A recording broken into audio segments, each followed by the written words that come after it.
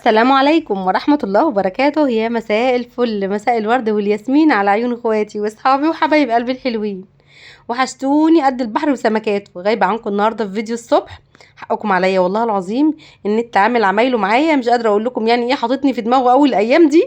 بيغلبني مش عارفة الصراحة، يعني اغير الشركة ولا اعمل ايه، اروح فين واجي منين، حد يقول لي يا ولاد. الحمد لله على كل اللي يجيبه ربنا نعمة وفضل، الحمد لله.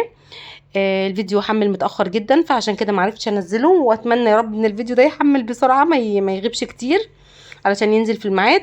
الايام دي ملخبطه جدا جدا معايا المواعيد، بس ان شاء الله بامر الله نشوف موضوع الشركه ده. يا نغير الشركه خالص، يا نجيب راوتر هوائي، يعني اكيد في حل، يعني اكيد في حل بعيدا عن الضغط الجامد ده. الله المعين، ربنا ييسر الحال ويسهل الامور كلها يا رب من عنده ان شاء الله بامر الله. روتين جديد هشارككم يومي بكل تفاصيله بكل حكاياته ورواياته، كلام حلو من القلب للقلب. ربنا يريح قلوبكم ويسعد قلوبكم ويكبر خاطركم، اللهم امين يا رب العالمين. عملت غدا اقتصادي سريع مش مكلف خالص، وفي نفس الوقت ما اخدش مني وقت خالص، وخلصته كده في 5 دقايق وانا واقفه. حمرت نص كيلو مكرونه، ونص الكيلو بيكفيني انا وولادي، وخلاص اعتمدت المعايير او اعتمدت المقادير اللي انا بعمل بيها اكلي كله. بقيت اعرف النص كيلو بيكفيني ولا لا، كوبايتين الرز بيكفوني ولا لا، نص كوبايه العدس بتكفيني ولا لا. لما تمشي على النظام ده وتعرفي معيارك ايه، انت ولادك بيكفيكوا قد ايه، هتبص تلاقي بسم الله تبارك الله، اللهم صل وسلم على سيدنا النبي محمد. يعني الاكل كفى ووفى معاكي. والاكل نفسه لما تبقى الكميات بتاعته محدوده وعلى قدنا، مثلا سواء كنا هناكل الاكل على يوم او على يومين، بتلاقي الاكل طالع زي السكر كده.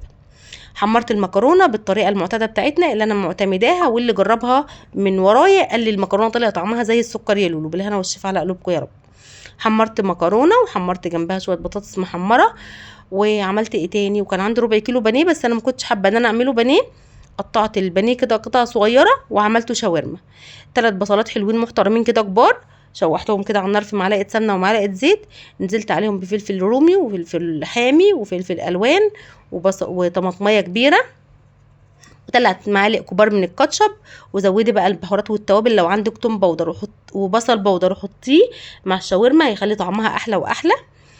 ونزلت بعد كده بالفراخ وشوح تقلبتين كده في السريع. ما خدش الغدا، بصوا 5 دقايق كده وانا واقفه، يا دوبك اخد بس الوقت بتاع تسويه المكرونه. كنت خلاص عملت الشاورما، وكنت حمرت البطاطس، حطيت لهم كده كاتشب ومايونيز كده على الوش. واحلى اكله اقتصاديه تعتبر مش مكلفه، أكلة الطبق الواحد اللي هو بسم الله ما شاء الله. الطبق فيه المكرونة، فيه الشاورما، فيه البطاطس، شوية كاتشب ومايونيز على الوش، شوية مخلل أو شوية سلطة، عندك طبق ملوخية سخانيه ما يقولش لأ. وبالهنا والشفا لكل اللي كان عندي مواعين في الحوض، فما كنتش حابة ان انا ازود مواعين تاني، فكنت بدور على اقل حاجة تكلفني كده ايه، طبقين 3 وخلاص. لملمت كده، كان عندي شويه مواعين كده في التلاجة، حلل فيها اكل على اطباق، كل طبق فيه عينات كده من الاكل. لميت كل ده اللي انا عارفه ان هو مش هيتاكل، وخلاص كده اتخلصت منه. وقلت امسك المواعين اديهم غسله سريعه، علشان النهارده يعتبر الحمد لله دنيتي رايقه، ما عنديش شغل كتير، فعاوزه اقعد اللي هو ايه، روقان شويه. مش لازم طول الوقت نبقى شغالين، مش لازم طول الوقت نبقى بندحي مش قاعدين، مش لازم طول الوقت تبقى بتلف في ساقيه. سايبه لنفسك 100 ديل، سايبه لنفسك 100 مصلحه، عامله من كل مصلحه حاجه صغيره، سايبه الباقي. دخلت الحمام، هتحط غسيل يبقى تحط غسيل، وتنشري غسيل يكون طالع من الغساله، وتطبقي الغسيل اللي موجود، عشان كده تبقي خلصتي من بند الغسيل خالص. وهتبص تلاقي ان الدنيا بسم الله تبارك الله عندك رايقه، مفيش زحمه، مفيش كركبه، مفيش كراكيب. الجو الرايق بيروقك انت نفسك شخصيا. الدنيا لما بتكونش مزحومه، احنا نفسنا بتبقى اعصابنا هاديه، بتبقى دنيتنا رايقه، ما بنحسش ان احنا مضغوطين خالص. بنحس ان دايما كل حاجه الحمد لله الحمد لله ماشيه كده في هدوء زي ما بيقولوا. كان عندي الاطباق اللي هي الصغيره دي، اللي هي البولات دي بتاعه الشوربه. كل ما بنزلها يا بنات من المطبخ اللي هو في الدور اللي فوقينا ده، عاوزه اقول لكم انا خلاص جبت اخر من المطبخ ده، والله العظيم جبت بجد خلاص قربت اعيط يعني. المواعين الجزء اللي فوق ده، كل ما اجي اتشعلق احط حاجه او اشيل حاجه، اولا بتقع مني حاجات بتتكسر، الحمد لله اتكسر مني طبقين. فخلاص استبعدت فكره ان انا يعني لغيت الجزء بتاع المطبخ اللي فوق ده خالص. فهعمل ايه، هنعمل مع بعض شويه تعديل ان شاء الله بامر الله، حلوين باذن الله باذن الله يعجبوكم. واتمنى من ربنا ان المطبخ يطلع احلى واحلى ويكون اروق من كده. انا كده بغسل المواعين وبكوم كل المواعين يا بنات، 3/4 المواعين برصها على الارض، ما بحطهاش في المطبقيه، ما بحطهاش المطبقيه دوبك بس على قد الكوبايات والاطباق. لكن عندي حلل، عندي صواني، عندي اطباق بلاستيك، عندي عندي ايه تاني؟ عندي المصافي، وعندي الحاجات الصواني المدوره، الصواني المربعه الطويله دي، كل ده ما بتشيلوش المطبخ. فبضطر ان انا اغسل المواعين واصفيها، اكفيها على وشها كده تتصفى، وبرصها على اي جنب واسيبها. بس الصراحه المنظر ده تعبني انا نفسيا، مضايقني وخانقني، ومهما اروق في المطبخ اروق ما اروق بحس ان هو دايما ما بيروقش. فانا وينا والنيه لله كده ان احنا نعمل شويه تعديل حلوين كده في المطبخ، يجملوا من شكله ويظبطوا شكله، يعني ايه الى حين ميسره، لغايه لما ربنا يأذن وربنا يريد كده ونعمل المطبخ في يوم من الايام. فالمفروض ان انا اروق المكان اللي حواليا عشان ما احسش ان انا مضغوطه دايما، واحس ان كل حاجه متكربسه ومتكركبه كده على دماغي. فهنشوف مع بعض التعديلات اللي هنعملها ان شاء الله بامر الله، ممكن الفيديو الجاي او اللي بعده بالكتير. واتمنى ان شاء الله بامر الله ان التغيير والتعديل الحلو ده يعجبكم باذن الله من غير مقاطعه كده. غسلت كده، دعكت المواعين كلها دعكه على الماشي. وقبل ما بغسل اي مواعين بكون شاطفه كل المواعين يا بنات من كل بواقي الاكل اللي فيها، شطفها كلها وحطها رصاها، يا اما برصها على الارض يا اما برصها على جنب. علشان كده طول ما انا بغسل المواعين بحس ان المواعين بتخلص معايا بسرعه، ما بحسش بتقل القلب على غسيل المواعين، ما بحسش المواعين تقيله على القلب زي ما بيقولوا كده. ليه؟ لان هي نظيفه، الاسبونشه نظيفه، السلكه نظيفه، العلبه بتاعت الصابون نفسها محطوط صابون فيها نظيف. فاول باول تك تك كده بتبص تلاقي المواعين كلها خلصت من غير تعب ولا مجهود ولا اي حاجه. لكن لو المواعين كلها متكومه في الحوض وببدا اغسل بقى، المواعين فيها بواقي اكل والحوض مسدود والدنيا ما بتكونش الطف حاجه، بحس ان الموضوع متعب ومرهق وبياخد مني وقت طويل. في ظل ان الحاجه اللي بتاخد وقت طويل دي انا ممكن اسهل على نفس الدنيا واخليها تخلص بس في وقت قليل جدا، واستفاد طبعا بالوقت، بدل ما افضل واقفه طول النهار في المطبخ، طول النهار بغسل مواعين، طول النهار بروق وانضف. لا، بنقسم الحاجه تبص تلاقي دنيتك كلها بقت زي الفل. الحوض بتاعك ما بيتسدش خالص، لان ما اول باول انت بتفضيه بتبقي متخلصه كده من بواقي المواعين، من بواقي الفتافيت بتاعه الاكل وبواقي الرز والكلام ده كله، ودنيتك بتكون رايقه. وحتى نفسها المواعين بتبقى طالعه نظيفه بصراحه، ولا بتكون مزيته ولا بتكون ملسلسه ولا بتكون مدهننه ولا اي حاجه من الكلام ده كله. ليه؟ المواعين نظيفه، الاسبونشه نظيفه، الميه جاريه نظيفه، وكل حاجه بتبقى زي الفل الحمد لله. عاوزه اقول لكم الشفشه اللي انا كنت بغسله دلوقتي، جانا بنتي ربنا يهديها ويصلح حالها يا رب جابت اجله، زعلت عليه قوي والله العظيم من ساعه جوازي يا بنات. الشفشه الازاز ده من ساعه جوازي، والحمد لله رب العالمين كان قاعد زي الفل. بس نعمل ايه بقى، العيال ما بتخليش حاجه، ربنا يهديهم ويصلح حالهم. مش عارفه بتحطي ايه او بتعمل ايه. كانت مشغله الفرن والشفشه كان فوق الفرن سخن، وملت الشفشه ميه عشان تفضي، كانت بتعمل مكرونه ولا بتعمل اكل تقريبا، فيا عيني الشفشه السخونيه بتاعه الفرن خليته فرقع، لما مجرد بس ما حطت فيه ميه على طول راحت القعره بتاعته مفرقعه. قلت لها يلا فداكي، قدر الله ما شاء فعل. اوعي تزعلي ابدا على اي حاجه تتكسر، على اي حاجه تتدلق، على اي حاجه تبوظ، هو ربنا رايد بكده. الحاجه مش هتعيش اكتر من عمرها، هي وقتها كانت خلاص لازم تتكسر او لازم تبوظ دلوقتي خلاص، فالموضوع كده كده خلصان. فلما عيالك او بنتك او اي حد من الولاد يبوظ حاجه او يكسر حاجه، بلاش تقلبي الدنيا حريقه وتقلبي البيت وبصي تبقى خناقه وصويت وخناقه، وبتبقى الجيران ناقص تيجي تحجز. عادي، خدي كل حاجه بصدر رحب، الحمد لله قدر الله ما شاء فعل ان مفيش حاجه عورتهم، قدر الله ما شاء فعل ان مفيش حاجه يعني عملت مشكله، عملت قفله، عملت حاجه كبيره.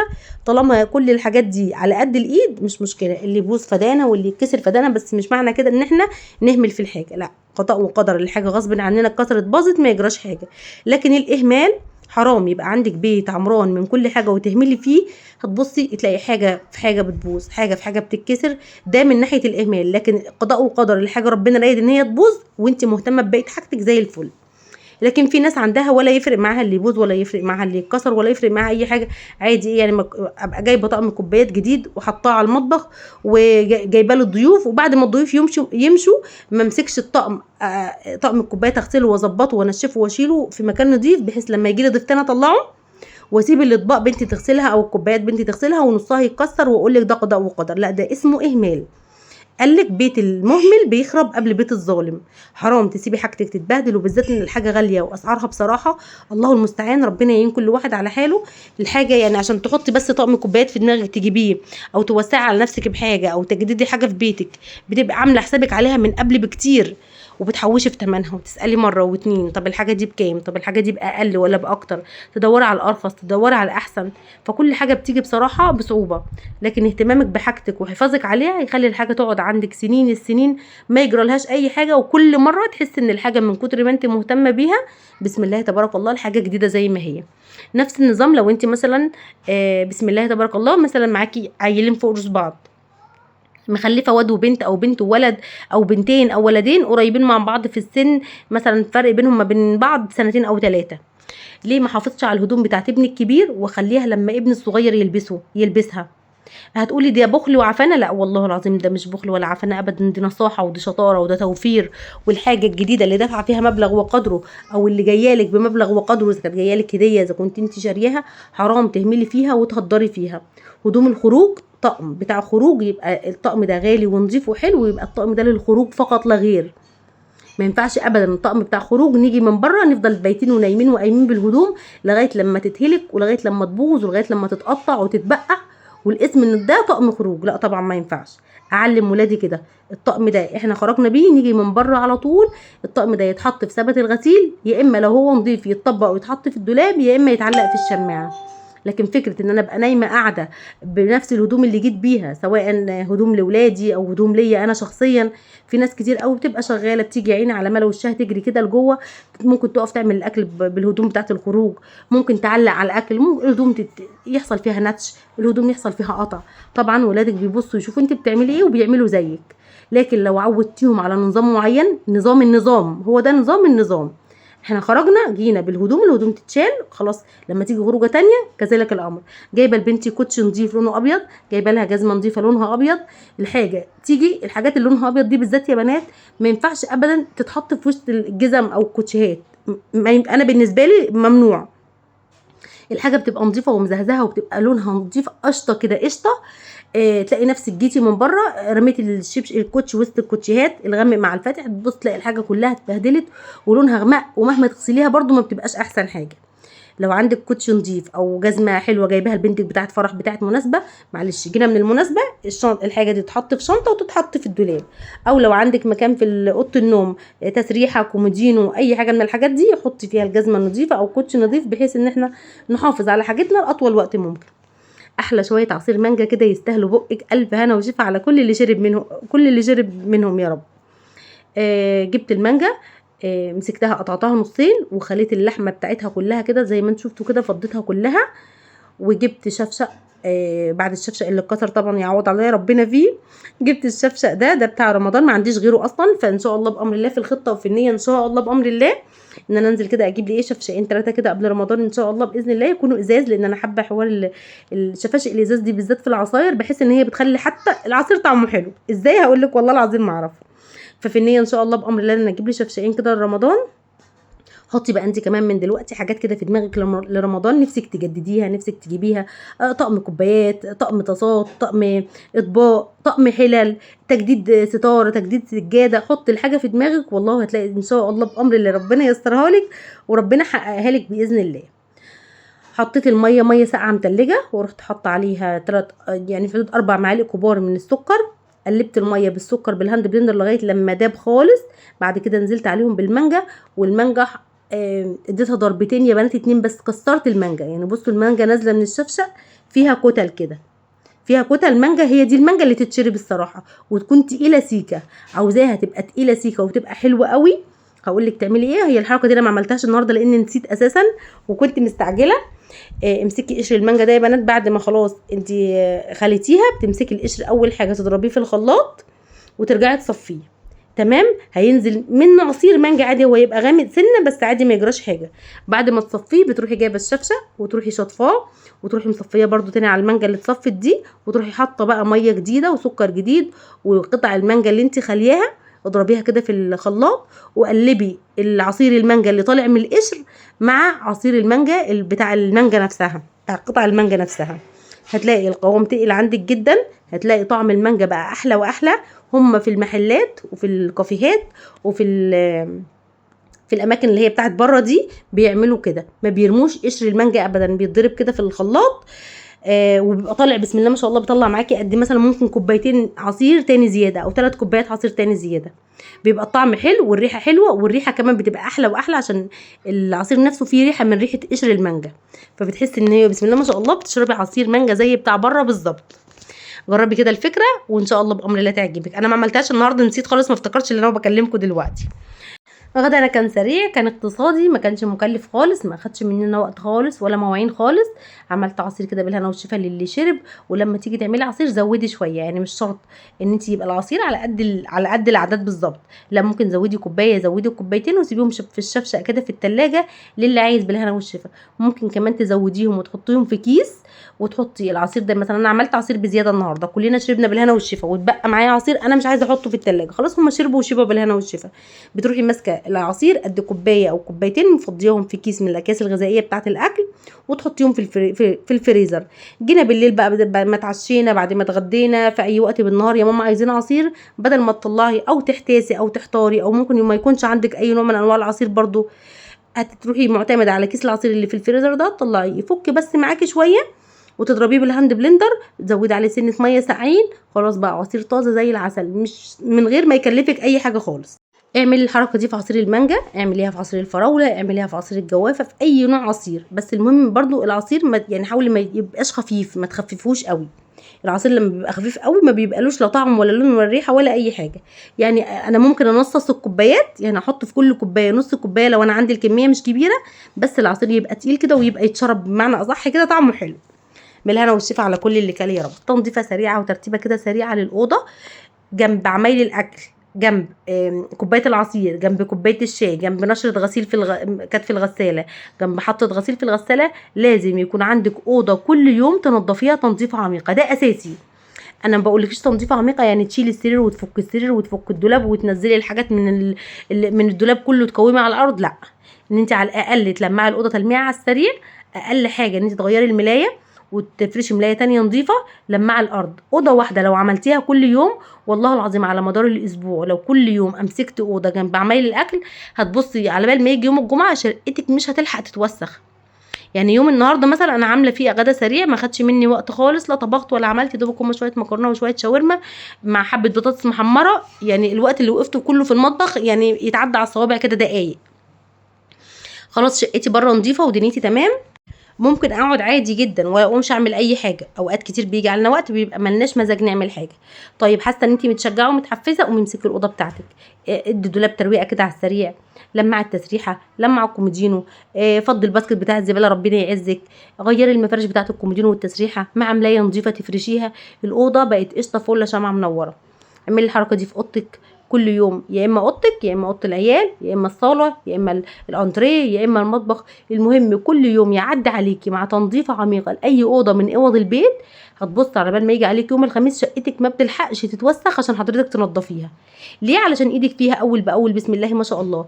لكن انا مخلصه اكل النهارده، عامله اكل سريع، عامله اكل اقتصادي مش مكلف، ما خدش مني وقت، وقاعده طول النهار بتفرج على التلفزيون، او قاعده طول النهار بتكلم في التليفون بشيل ذنوب، او قاعده طول النهار ماسكه التليفون عماله اتشات كده، اتفرج على مقاطع الريلز دي اللي هي بتسحب من طاقتنا وبتسحب من دماغنا وبتسحب من وقتنا، وبسم الله ما شاء الله بتلاقي نفسك خارجه من التليفون. انا دماغي تقيله قد كده، دماغي مصدعه، انا بجد مش قادره، انا حاسه ان انا مش مظبوطه، حاسه ان انا مرهقه، حاسه ان انا تعبانه. ما تفكريش ان انت وانت قاعده ماسكه التليفون كده ان ده مش بيسحب منك مجهود من دماغك، لا والله ده بيهلك دماغك كده. الفرجه على الحاجات دي بتهلك الدماغ، تخليكي قايمه كده حاسه ان انت مدروخه، حاسه ان انت فاقده الشغف، حاسه ان انت مالكيش مزاج تعملي حاجه، حاسه ان انت مرهقه وانت اصلا ما عملتيش حاجه. ليه؟ لان القعده دي بتسحب من دماغنا وبتسحب من تركيزنا وبتسحب من طاقتنا. ادي نفسك وقت، علشان في ناس كتير قوي الوقت بيضيع منها في مسكه التليفون، تبقى نفسها تحجم موضوع مسكه التليفون مش عارفه.